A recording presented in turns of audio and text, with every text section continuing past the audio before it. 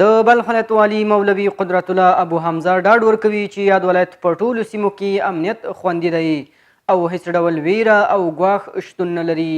هغه ویل اسلامي امارت مسؤلیت لري چې د خلکو ځان او مال ساتنه وکړي. د بلخ ولایت والي مولوي قدرت الله ابو حمزه د ملي تلویزیون سره په یوه مرکه کې ویل چې یاد ولایت په ټولو سیمو کې امنیت خوندي دی او د اسلامي امارت ځواکونه د خلکو ځان او مال ساتنې لپاره شپه او ورځ هڅه کوي او امنیتي وضعیت د لا ښه والي لپاره نظامي، کشفي او استخباراتي مسؤلانو سره په ګډه ځانګړي پلانونه او برنامې لري.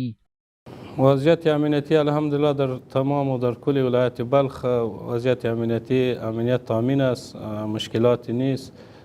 مردم در فضای امن زندگی خود را به سر میبرند. ترخاص مشکلی رخ نداده و انشاءالله نمیدهد.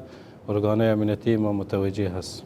نوموړي د بلخ ولایت ټولو اوسیدونکو ته ډاډ ورکړ چې خپلې ورځنۍ چارې له ویرې پرته مخته یوسي او اسلامي امارت د هغوی د امنیت لپاره شپه او ورځ په هڅو بوخت دي. در طول یک سال یک دفعه به نام جبهه بغاوت در ولسوالی کشنده یک چند نفری بودند که پیش از اینکه دست به کار شد از بین رفتند. دیگه در 14 ولسوالی بلخ الحمدلله هیچ واقعی نه رخ داده، نه کدام تحرکی است.